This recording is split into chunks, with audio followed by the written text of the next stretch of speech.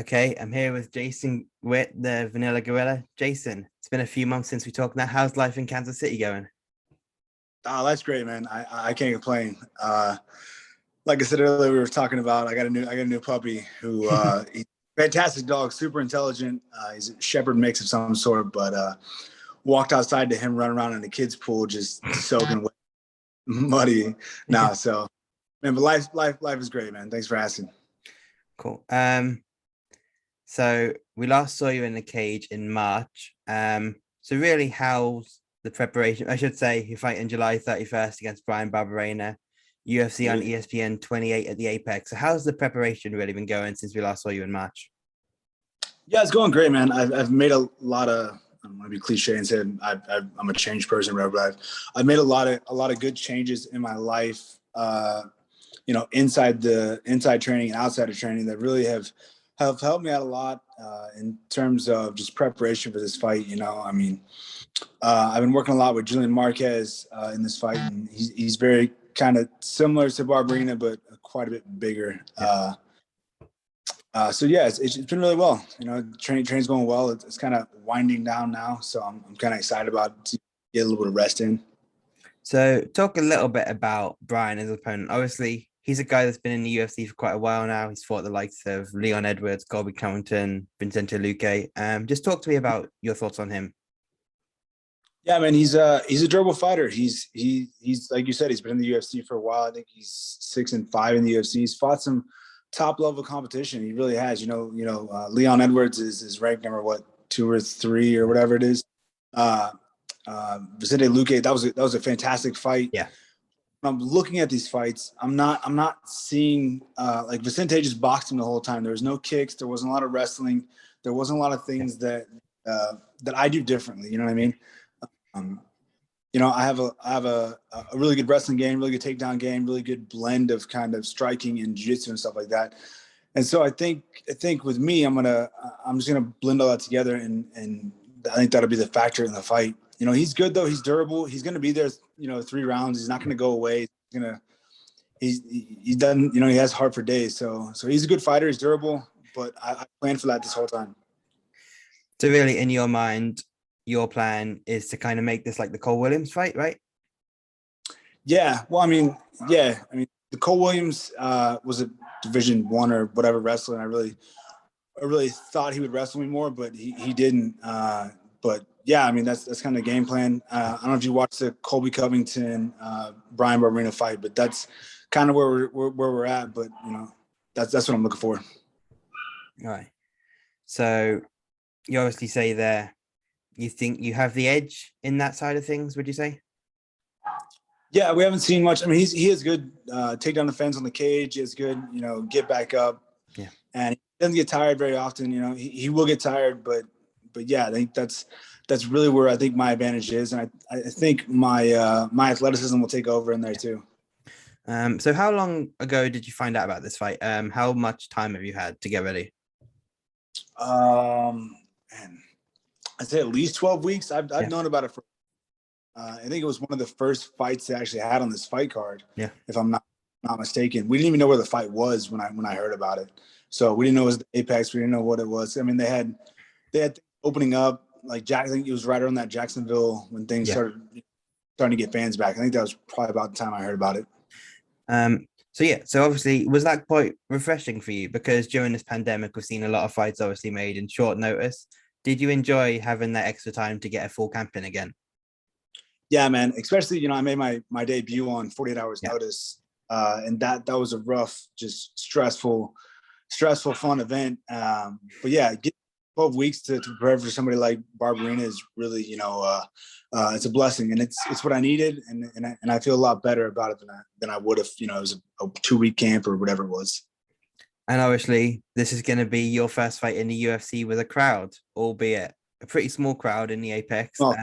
But obviously, it's not the full crowd like you've seen on the pay-per-views. But how much does this excite you, or does it not make that much of a difference to you? Yeah, man. I don't know. I don't know if it'll make a huge difference. I fought in front of 5,000 people before, somewhere around that number. Yeah. Huge difference. I think the Apex is pretty small. You're not going to have that 60,000 screaming fans, so I don't think it make a huge difference. But it'll be nice to have, you know, the kind of the little bit roar of just, you know, you take somebody down or get a good strike or something like that. It's going to have a fun. I think it'd be perfect because you have a little bit of fans, but you can also still hear your coaches. Yeah. Obviously, you talk about your coaches there, James Krause, presumably in your corner this time. How much of an impact has he had on you? Yeah, I mean, he's one of those guys. He's very respectable. He's lead by example type person.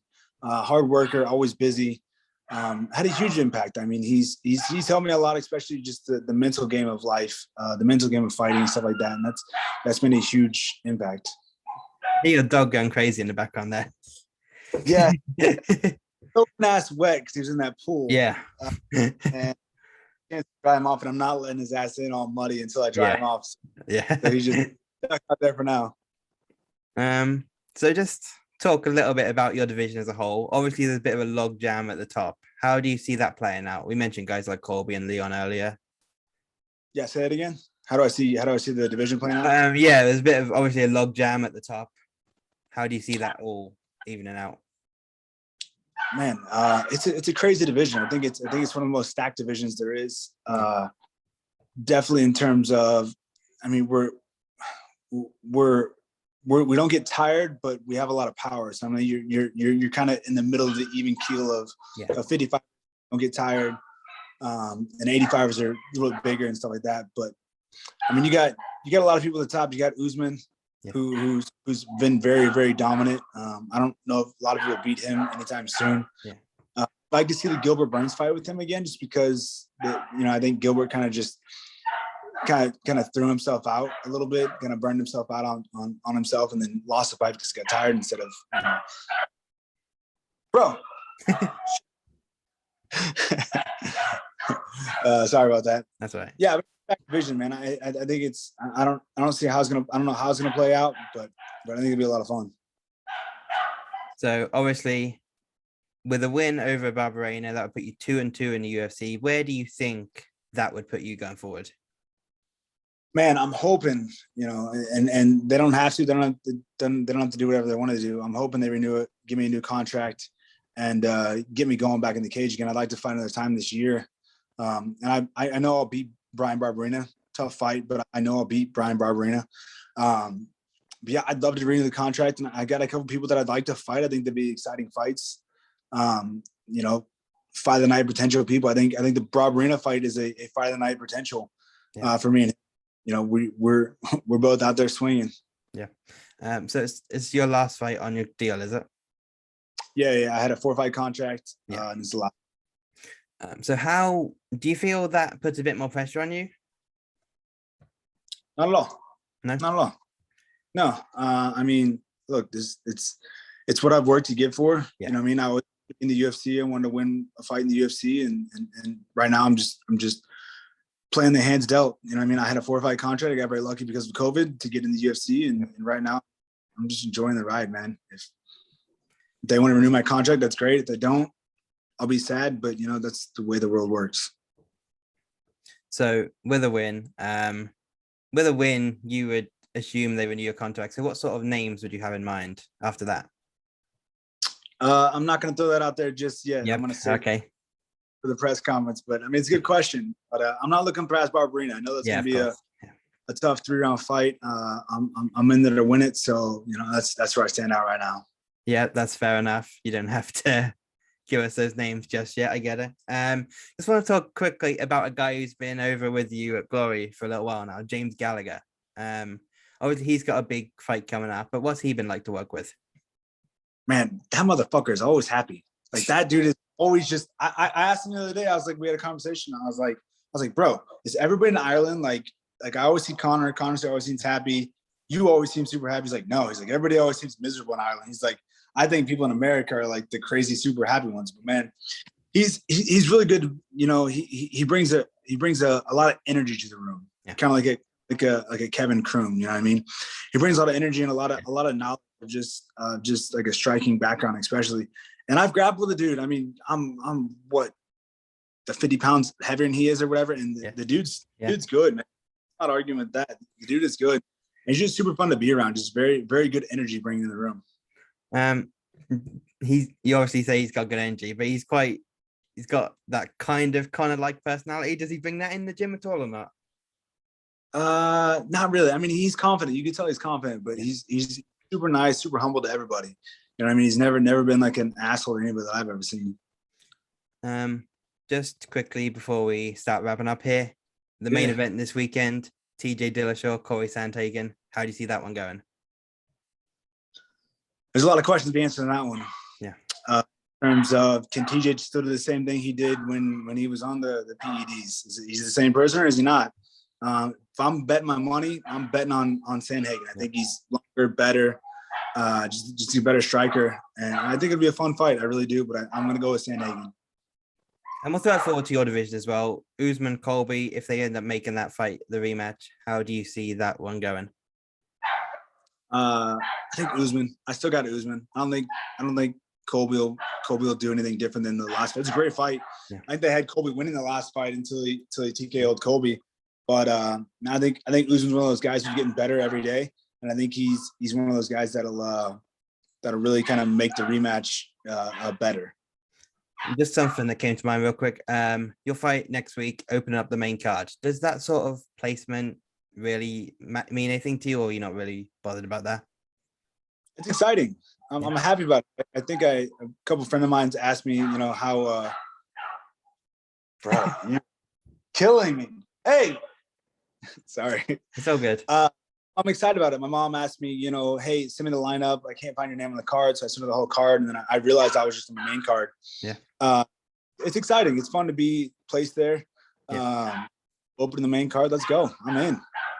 Yeah, that's kind of the fight that really, especially for people who haven't maybe watched the prelims, it really sets the tone for the whole night. They want that to be an exciting fight. So do you think that's kind of a compliment to yourself and Bryan that they put you in that spot?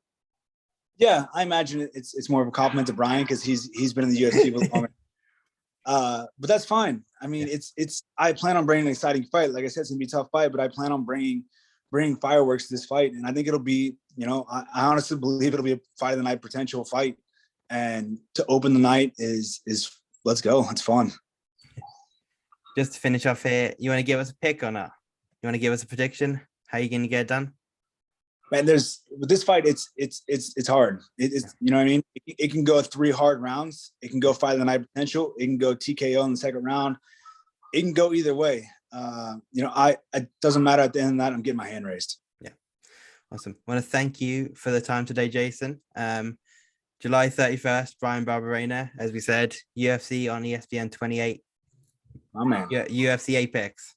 How are you looking forward to getting back to Vegas? When are you heading out to Vegas? Tuesday next week. Cool.